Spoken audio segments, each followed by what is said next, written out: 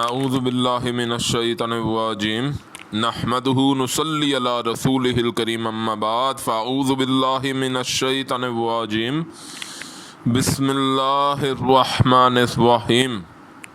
سورہ بقرہ آیت مبارکہ نمبر 23۔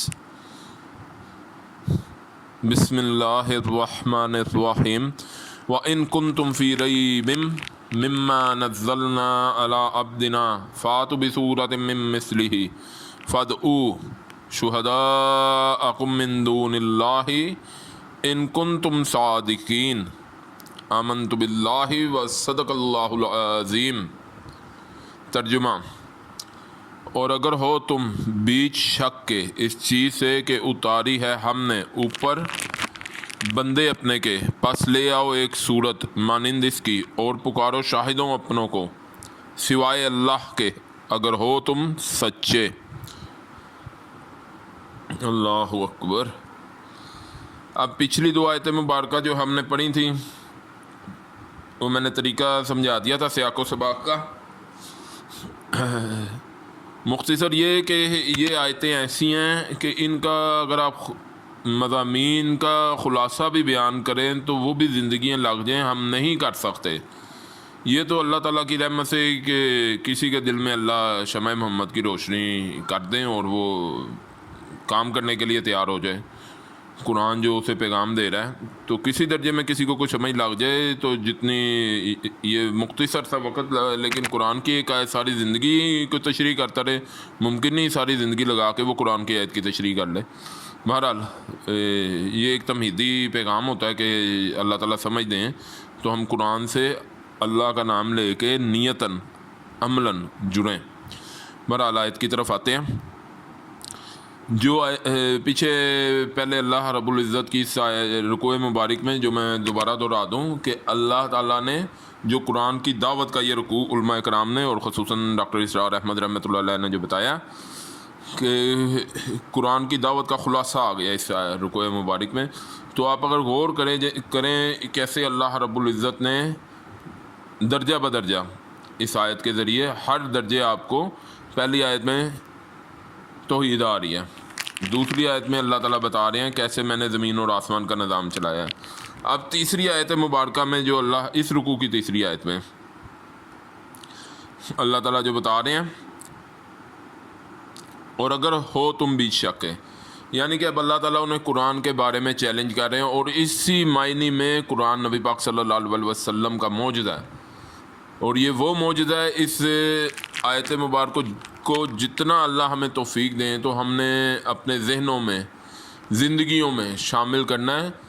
کس معنی میں؟ قرآن کے جو اللہ کا نبی پکار کے کسی کو کہ آؤ میدان میں، تو نبی صلی اللہ علیہ وسلم کو اس معنی میں قرآن جو ملا ہے وہ معجزہ کہ اس کے سامنے نبی صلی اللہ علیہ وسلم نے کہ آؤ، یعنی کہ یہ اب نبی صلی اللہ علیہ وسلم کے ذریعے آئے تھے تو ہمیں نبی صلی اللہ علیہ وسلم کے لب مبارک سے ہی مل رہی ہیں نا۔ اگر ہو تم بیچ شک کے اس چیز سے کہ اتاری ہے، کس چیز سے شک میں ہے؟ قرآن سے شک میں ہوگا تو آ جاؤ میدان میں۔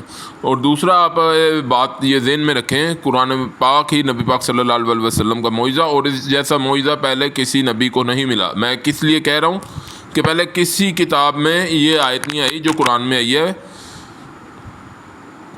اِنَّا نَحْنُ نَزَّلْنَا الذِّكْرَ وَإِنَّا لَهُ لَحَافِظُونَ، ہم نے ہی اس ذکر کو نازل، ذکر یعنی قرآن کو نازل کیا اور ہم اس کی حفاظت کرنے والے ہیں۔ اور قرآن کی حفاظت آج 14 صدیاں گواہی دیتی ہیں کہ اللہ نے جیسے اتارا امت کے پاس ویسے ہی موجود ہے۔ 57 اسلامی ملک ہیں یا کم و بیش، لیکن کسی میں بھی قرآن میں کوئی ٹکراؤ نہیں، آیات کے آگے پیچھے ہو نہیں ہیں چھوٹے چھوٹے وہ، لیکن قرآن پر جو لفظاً قرآن محفوظ ہے۔ اور آج بھی اگر آپ دیکھ لیں تو قرآن نبی صلی اللہ علیہ وسلم کا معجزہ امت کو جو منتقل ہوا ہے، تو اس معنی میں کہ قرآن آج بھی اسی اپنی اللہ رب العزت نے جو اسے شان عطا فرمائی اس کے ساتھ موجود ہے۔ دیکھنے والی آنکھ چاہیے، اللہ ہمیں توفیق دیں۔ تو باقی اس کی تمہید ماننی شروع کریں تو وہ پھر زندگیاں لگ جائیں تو اللہ معاف کر دیں، سمجھ اللہ دے دے تو چاہے ایک لمحے میں آ جائے کسی کو۔ یہ تو تمہیدی کلمات ہوتے ہیں کہ آیت کی کوئی شان کسی کو کسی طرح، کسی کو کسی طرح، اللہ تعالیٰ سمجھ کی توفیق دے دیں۔ اس کے بعد اللہ سب سے زیادہ سمجھ اگر لگ گئی ہے تو اسی لمحے کمر بستہ ہو جاؤ کہ عمل کے لیے میدان میں آؤ۔ بہرحال آیت کی طرف رہتے ہیں. اگر ہو تم بھی شک کے، اب رب کو پکار رہے ہیں نفس اسلم، اور اللہ تعالیٰ انہیں حکم دے رہے ہیں، یعنی کہ قرآن اللہ کے حکم سے ہی آ رہا ہے کہ اگر ہو تم بھی شک کے اس چیز سے کہ اتاری ہے ہم نے اوپر بندے اپنے کے، پس لے آؤ ایک صورت مانند اس کی اور پکارو شاہدوں اپنوں کو سوائے اللہ کے اگر ہو تم سچے. تو یہ اوپر بندے اپنے کے محمد صلی اللہ علیہ وسلم پر اللہ نے یہ اتاری ہے، قرآن پاک اتارا ہے. تو یہ بھی ایک بات اگر ذہن میں رکھیں تو شان نزول کے حساب سے جنہوں نے شان نزول کا پتہ ہے تو پہلے دو چیزوں کے چیلنج آ چکے ہیں.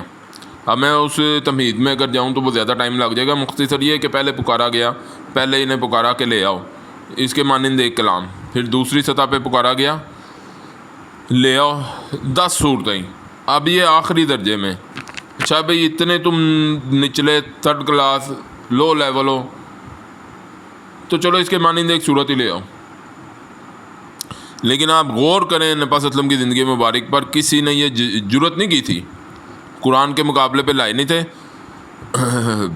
اس کے مانند ایک لے آؤ کلام اور پکارو اپنے شاہدوں کو، جنہیں بھی تم گواہ بنایا ہوا ہے، جن کو بھی تم پکارتے ہو اللہ کے علاوہ تو لے آؤ انہیں، اور اگر ہو تم سچے. باقی اگلی آیت میں کچھ حصہ آئے گا، اس میں مزید انشاءاللہ جس نے سمجھ اللہ تعالیٰ توفیق دیں تو نجمن ایک ایک کر کے بھی اگر آیت جو سنتا رہے تو اللہ تعالیٰ کی رحمت سے ایک سیری بن جائے گی جسے چلے گا، اور وہ نبی اسلم اللہ توفیق دیں گے تو نبی اسلم کا امتی بننے کے قابل ہوگا. تو باقی اگلی آیت میں کچھ تفاصیل ہیں، وہ ملا کے جب ہم پڑھیں گے تو مزید بات نکل کر انشاءاللہ سامنے آئے گی. اللہ ہمیں سمجھ کے اس سے بھی زیادہ عمل کی توفیق عطا فرمائیں. وآخر دعوانا الحمدللہ.